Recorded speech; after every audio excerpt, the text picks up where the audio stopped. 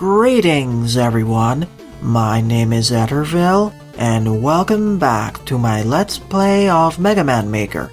During the last part, I covered 5 Virusmed levels, so in this part, I'll be covering at least 10 levels that are featured on the most popular queue, starting off with this one.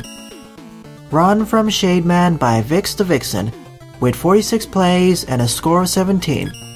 As always, if you want one of your levels to be featured in a future part like this one, please leave both the level name and level ID either in the comment section below or direct message me on Twitter. Also, as always, the full disclaimer of this entire LP series is linked in the description below. Also in the description are the timestamps for all the levels I cover in these parts, so if you want to check if your level is covered, expand the description. At least Shademan won't try swooping down on me yet.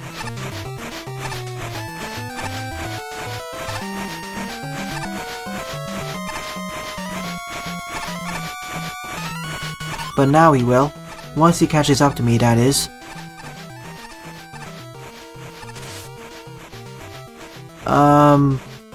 Why is there an invisible floor here? Perhaps there's an invisible ceiling, that's it.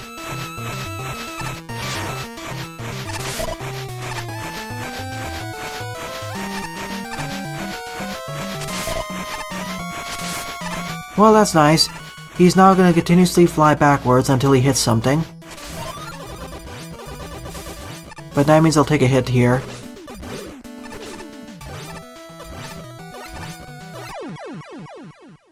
Well, that was a short but sweet level. I was expecting there to be some more enemies or active gimmicks, but no. It was just a simple run to the right. Second up is Galactic Adventures 1 by Kornor 2, with 39 plays and a score of 16. As with many of the previous episodes that featured levels from the most popular queue, most of them aren't gonna be that good. Only about 1 or 2 of them per part are relatively decent.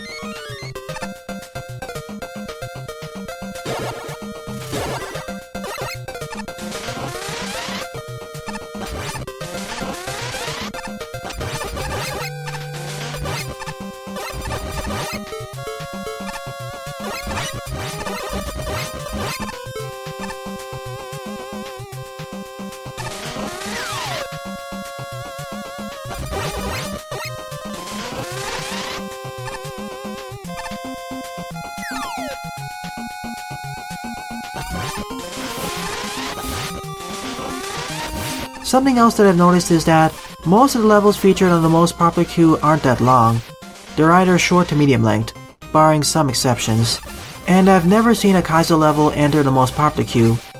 Well, I've seen 1 or 2 almost Kaizo levels, but even then they had a unique gimmick, or some way to cheese them.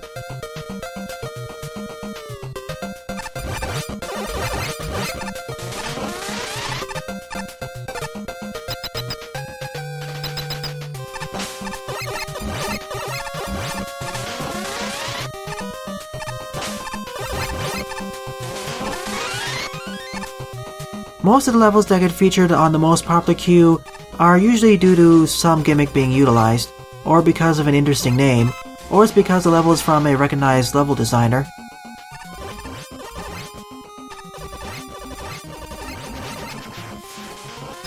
There was probably a secret to the left.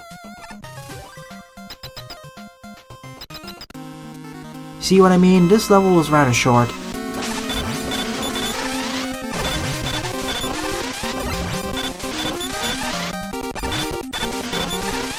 Not only that, Iceman takes double damage.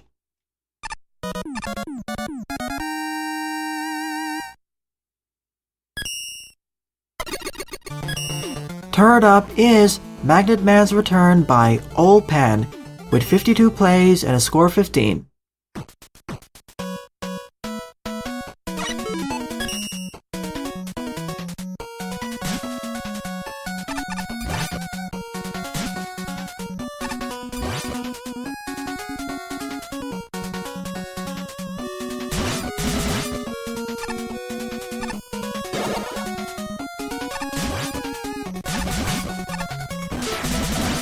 Poor Tama.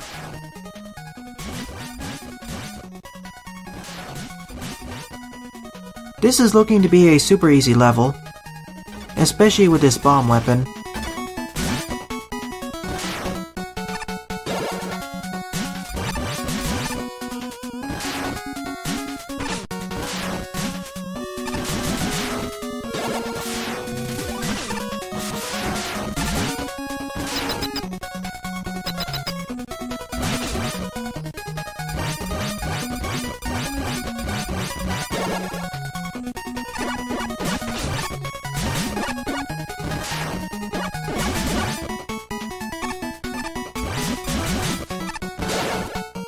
Every room is filled with several different enemy types.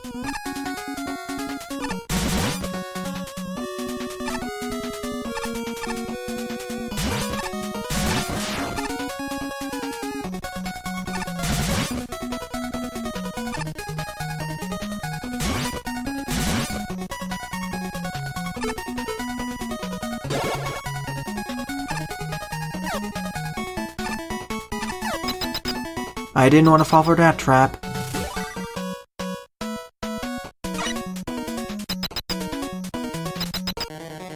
And that's it, the level is rather short as well.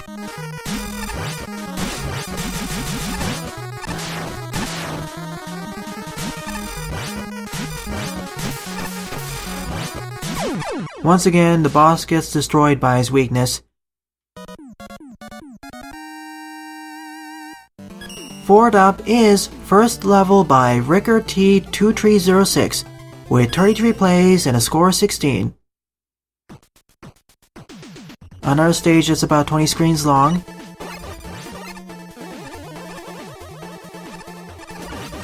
For a first level, at least the tiles are not placed haphazardly, as many of the first levels are, I've seen. It actually has some coherent challenges.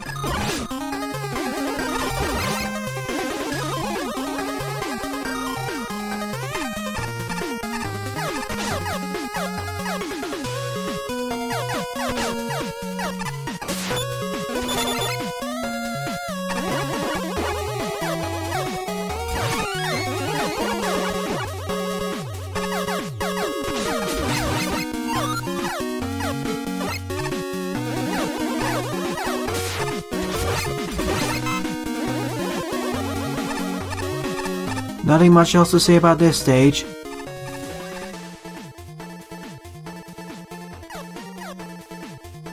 It's kind of sad that out of the 4 levels I played so far, this is the hardest one.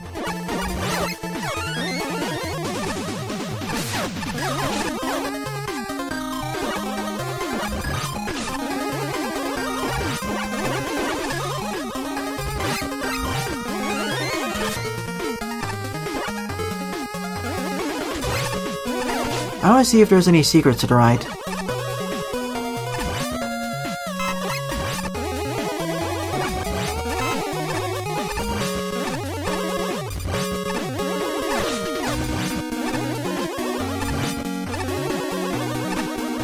A shaft leading downwards.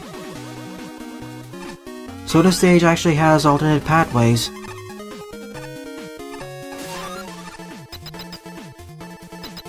I'll need to play through the stage once more to see where that upper pathway leads to.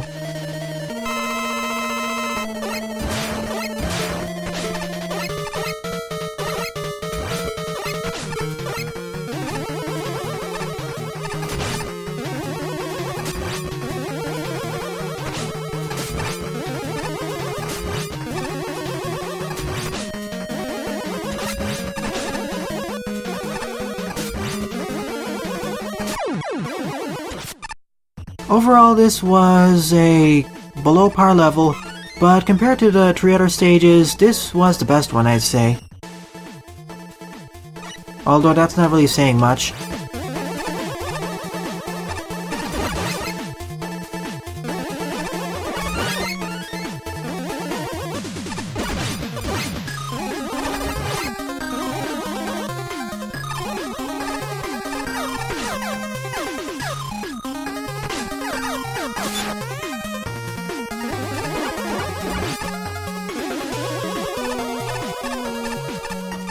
This room could be made a bit better if there was at least 1 or 2 roller enemies here.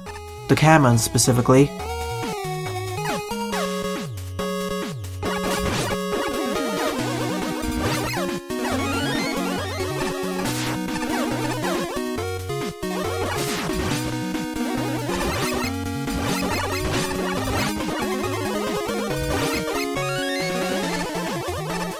Let's see what's up here.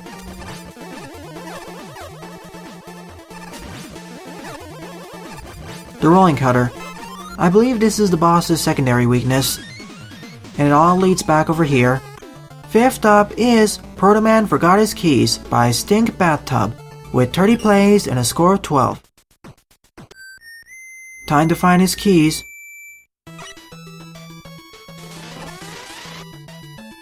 Wrong room. Wrong room. I'm getting the impression that this is an apartment complex, and Protoman is trying to find his apartment, and all of these different passageways lead to different apartments.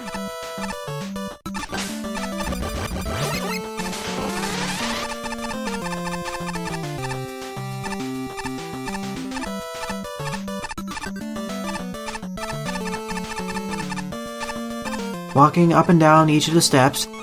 Could have done better with some enemies here. Even simple meds would do.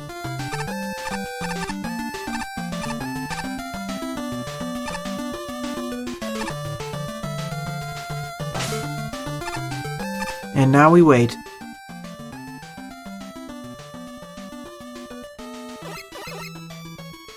Overall, this stage was very empty. There weren't any platforming challenges either. Well, now we have some enemies.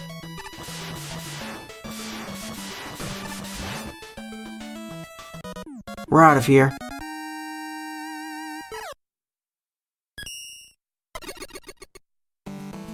Sixth up is It's Raining Sawblades by Yukiminoru with 79 plays and a score of 30. So far, none of the levels have tickled my fancy.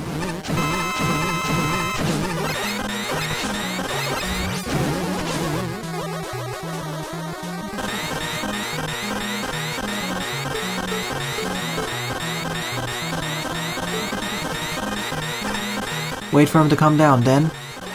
I was worried there was a bed of spikes beneath me. Come down, Metal Man.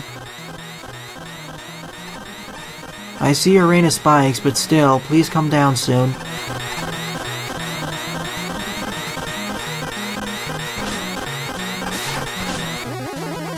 I wonder how many metal blades he actually threw down that path.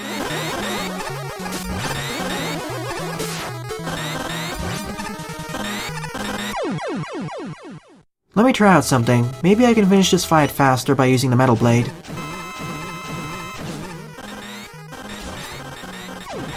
There we go. That's the easy route.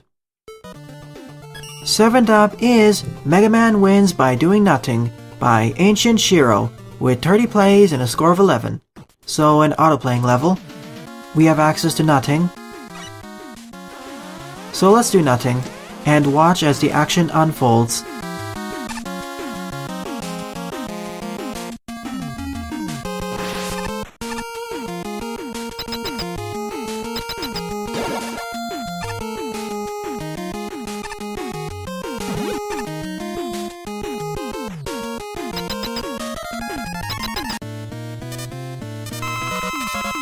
I was hoping Hardman would be dumped into a pit, but this works out, we crushed him against the wall.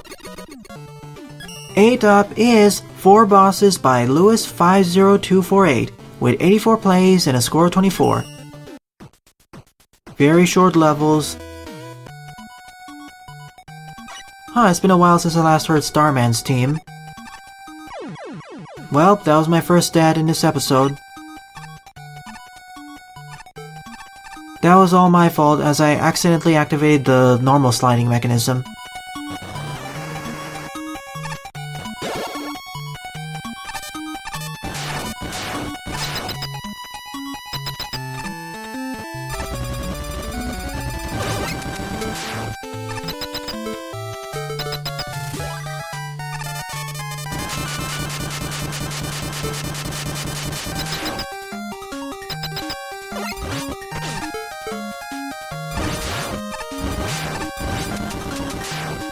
Hot Dog and Tama. Is the next one the squid on?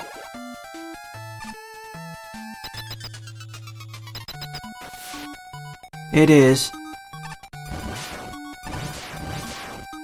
Is that what the stage is going for? 4 different mini-bosses? Now we face off against Bubble Man and 3 of the mini-bosses at once. But where's Whopper?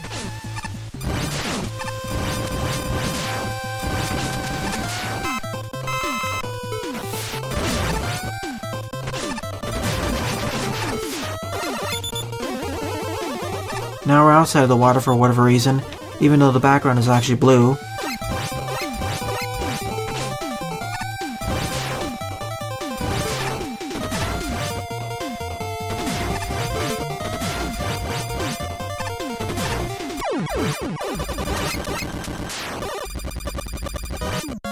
Nothing more to say about this level.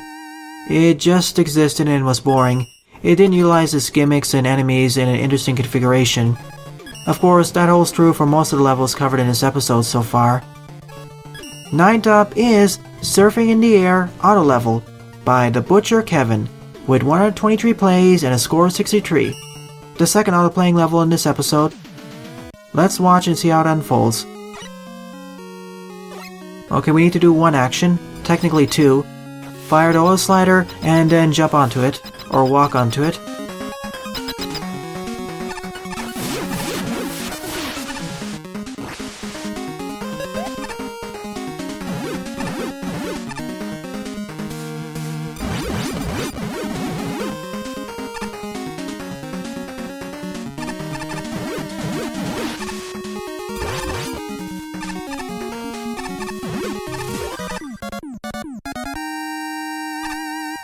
Currently, this is my favorite level of the episode. Nice finish there. 10th up is Let's Help Bubble Man Escape the Factory by Rz-Agro, with 55 plays and a score of 22.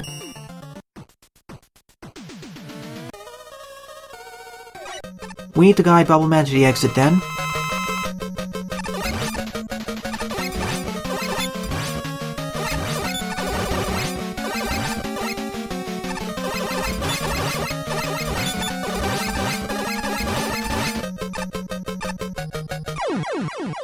Well, second death of this episode, I wasn't paying enough attention.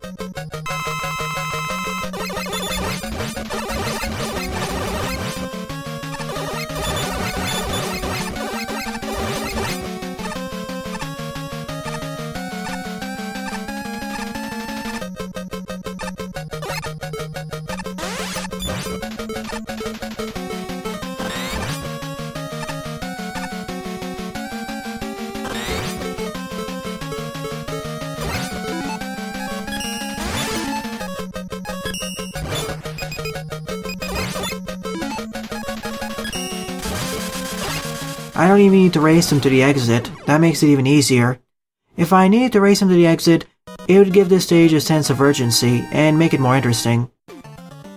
11th up is Mr. Invincible Woodman Hold Fire by EpicRobloxGamer, with 24 plays and a score of 8. I'll be covering at least 5 more levels, as most of the stages I've covered so far are very short.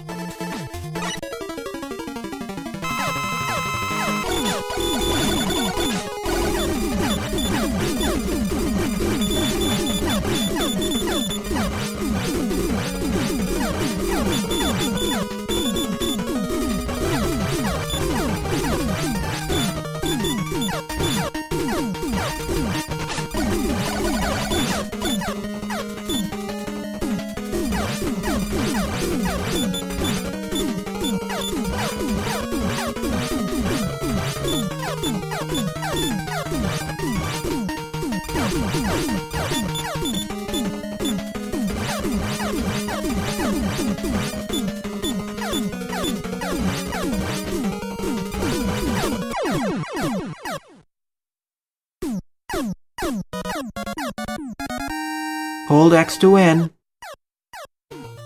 12th up is Quick Man Bypass, with 58 plays and a score of 20. Ah, nice, this stage has a decent length, at least 20 screens long. And it's looking to be a recreation of Quick Man's level from Mega Man 2. And I don't have access to sliding or charge shots. I do have access to the flash stopper, so that should make the force beam segments a lot easier.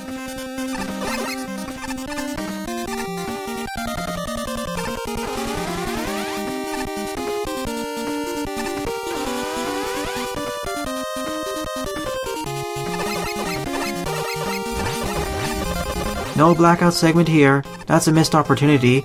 You could have used the blackout blocks.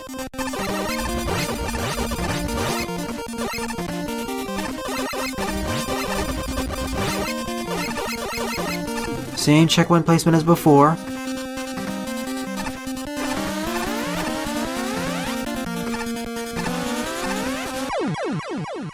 And just like in Quickman's level, I died at least once.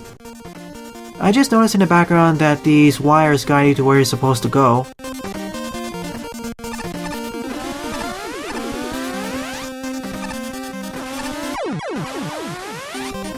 This time I'll just use the flash stopper.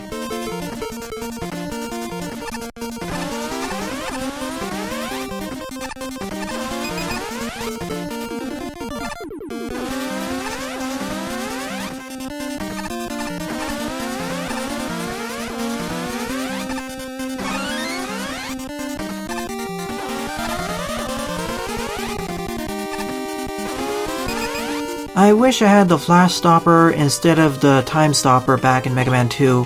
So much more useful.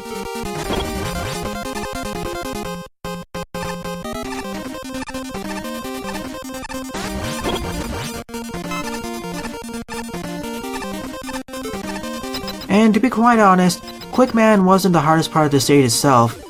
It was the stage preceding him, as he took double damage from the Mega Buster.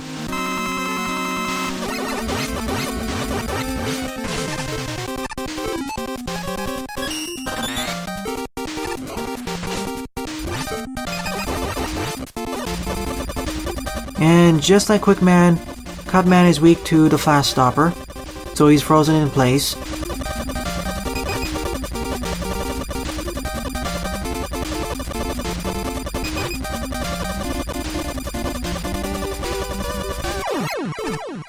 And that's it.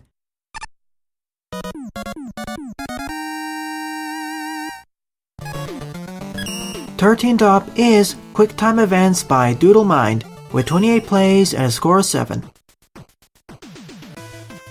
Here we go, more force beam challenges.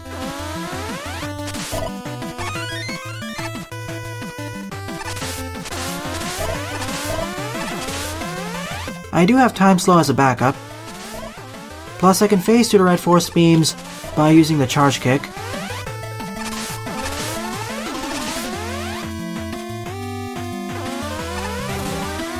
I hope that missing base doesn't cause issues down the line.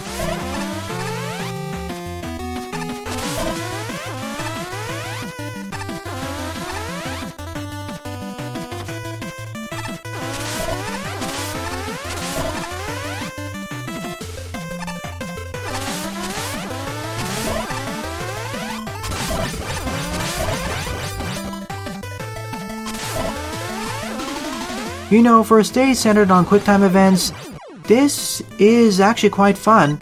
It well utilizes the charge kick, as well as the time slow if you want to make the stage easier. In fact, out of all the levels I've played so far, this is my favorite one currently, as it's going somewhere with its gimmicks.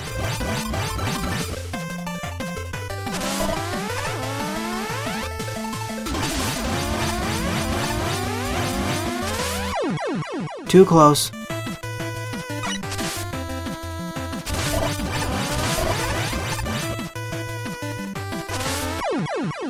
Pressed it too early, I guess.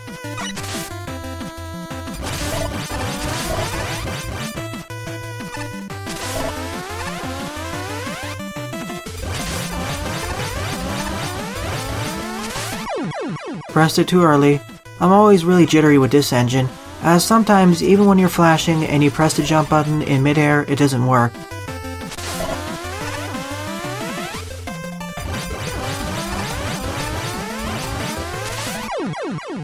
Case in point, I'll give it 2 more attempts, then I'll start jump cutting. But I do like that this level is actually giving me some challenge, unlike all the other levels.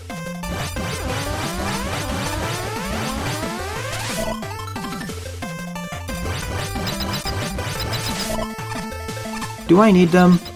I probably do.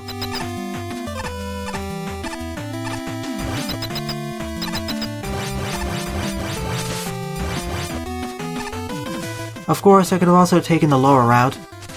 In fact, I'll probably get a D-Tank now. And fail completely because I misused the charge kick.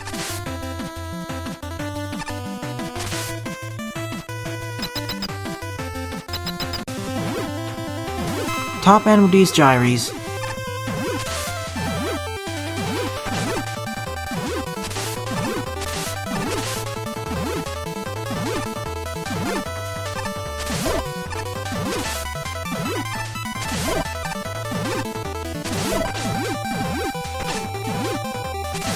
At least he takes double damage from the charge kick, double or triple, as this is gonna take a short while with all these gyries.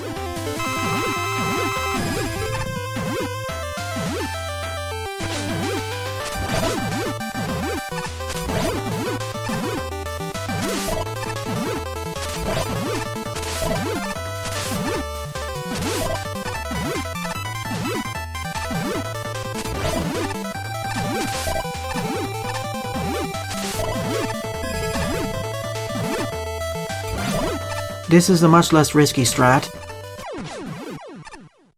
As I said, currently my favorite level to part. It actually well utilized all the quick time events.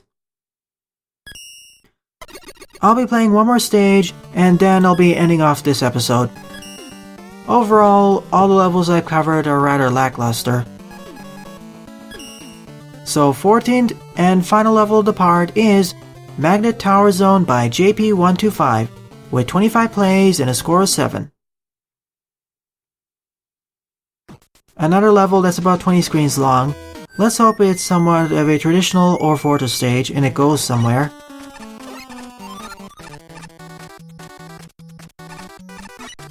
Huh, does the stage have alternate routes? I started by going to the left and it keeps going on to the left. No, it's just for the metal blade.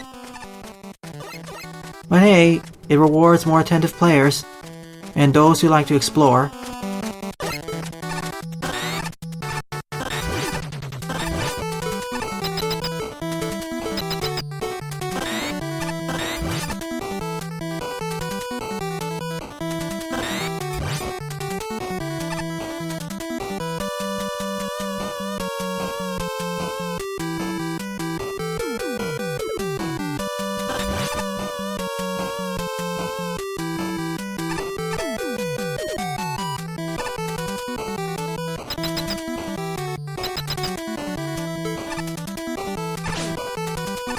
I'll just skip it. Checkpoint and... Good, the stage keeps on going. I thought it was gonna end here, knowing the previous levels in this part.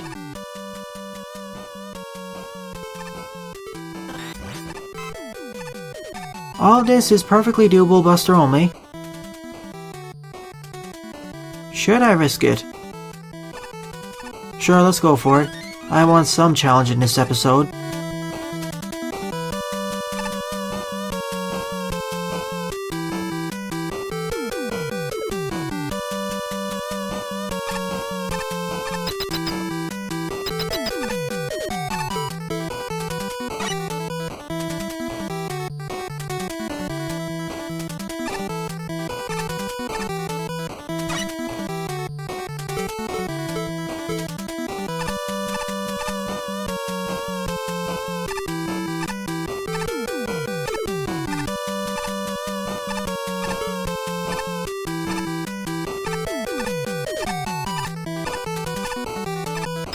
Yikes, that was a mini challenge. I would have liked if this stage was expanded into a full-length level with more exploration of these gimmicks, as these are some neat introductions.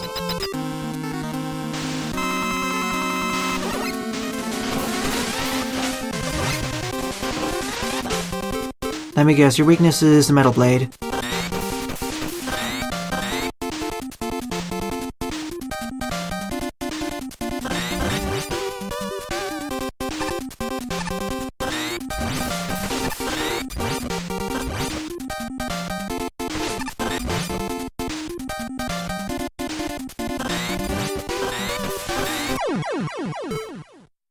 This stage was below par and forgettable, but I can easily see how it could be extended into a more interesting level. Alright, this is a good time to end off this episode. Most of the levels were rather lackluster, and my favorite level was the level focusing on QuickTime events by DoodleMind, and the honorable mention would be the second autoplaying level that I played. So in the next part, I'll be covering several more viewer-submitted levels. Thanks for watching and have a nice day. Toodles!